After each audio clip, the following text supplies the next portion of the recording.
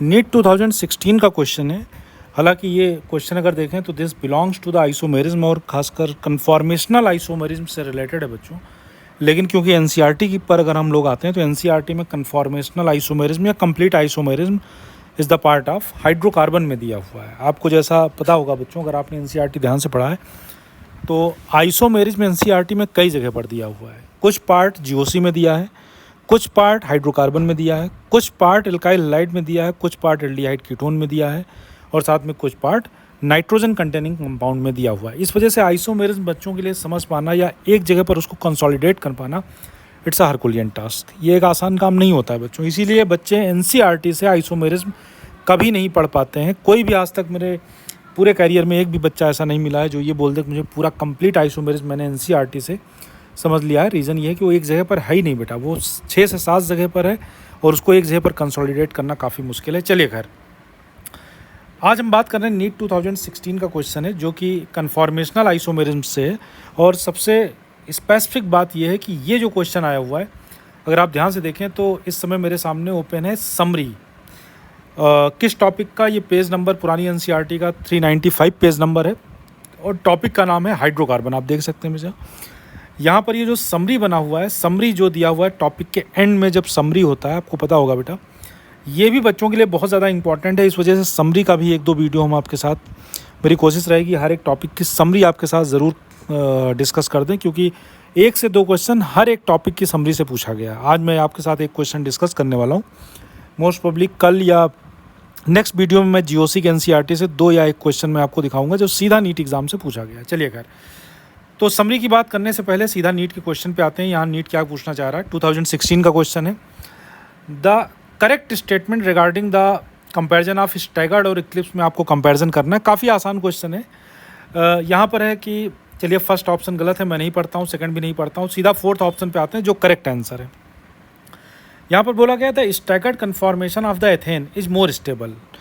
Question का ये बोलना है कि जो स्टैगर्ड कन्फॉर्मेशन है वो एथेन का ज़्यादा स्टेबल है as compared to the eclipse conformation because staggered conformation has no torsional strain. ठीक है, इनका ये बोलना है कि टॉर्सनल स्ट्रेन स्टैगर्ड फॉर्म में नहीं होता है और टॉर्सनल स्ट्रेन किस में होता है, इक्लिप्स फॉर्म में होता है। This is the reason staggered form of ethane is more stable as compared to the eclipse form of the ethane. चलिए देखते हैं बच्चों ये कहाँ से पूछा गया, किस पेज से आया हुआ। समरी है हाइड्रोकार्बन टॉपिक की। वैसे तो सारे पॉइंट्स आप देखिए मैंने हाईलाइटेड कर दिए, आप इसको पढ़ सकते हैं। इवन लीडर बैचेज की अगर बात करें बच्चों तो मुझे बाद में क्लासेस नहीं मिल पाई थी। जहाँ तक मुझे याद आ रहा है सारे लीडर बैचेज में मैंने एल्काइल हैलाइड तक कंप्लीट किया था, उसके बाद शायद क्लासेस नहीं लगी थी, तो हाइड्रोकार्बन वाला टॉपिक शायद बचा हुआ है। आपको टाइम मिले तो आप ज़रूर पढ़ लेना। हाईलाइटेड एनसीईआरटी ऑलमोस्ट सारे बच्चों को मैंने भेज रखा है। चलिए खैर, यहाँ अगर बात करें बच्चों तो सीधा जो नीट का क्वेश्चन है उस पर ही हम आ रहे हैं। बाकी तो खैर पॉइंट बहुत सारे हैं, इसको अगर हम एक एक पॉइंट डिस्कस करेंगे तो टाइम काफ़ी लग जाएगा। सीधा नीट वाला क्वेश्चन देखते हैं बच्चों। यहाँ पर आप क्लियर देखिए, बिल्कुल क्लियर लिखा हुआ है बच्चों, alkanes show the conformational isomerism. Alkanes जो होते हैं वो कन्फॉर्मेशनल आइसोमेरिज्म शो करते हैं due to the free rotation long the carbon single bond carbon या कार्बन कार्बन सिग्मा बॉन्ड। ठीक है, जो एल्केन्स होते हैं except methane, ethane, propane, butane, pentane, ये सारे के सारे क्या करते हैं, कन्फॉर्मेशनल आइसोमेरिज्म शो करते हैं। रीज़न ये है कि कार्बन कार्बन जो सिंगल बॉन्ड है इट्स अ सिग्मा बॉन्ड और वो रोटेशन फ्री होता है, रिस्ट्रिक्टेड रोटेशन नहीं होता है बेटा। Restricted rotation carbon double bond carbon में होता है, ध्यान रखिएगा। ये भी एनसीईआरटी में है बट कहीं अलग है, बाद में डिस्कस करेंगे। Out of staggered and Eclipse conformation, यहाँ पर 2 कन्फॉर्मेशन होते हैं, एक तो स्टैगर्ड कन्फॉर्मेशन होता है, दूसरा इक्लिप्स कन्फॉर्मेशन होता है। और स्टैगर्ड और इक्लिप्स कन्फॉर्मेशन में of ethane staggered conformation is more stable. ठीक है, स्टैगर्ड कन्फॉर्मेशन जो होता है एथेन का, जो स्टैगर्ड कन्फॉर्मेशन होता है वो बेटा ज़्यादा स्टेबल होता है, वो मोर स्टेबल होता है।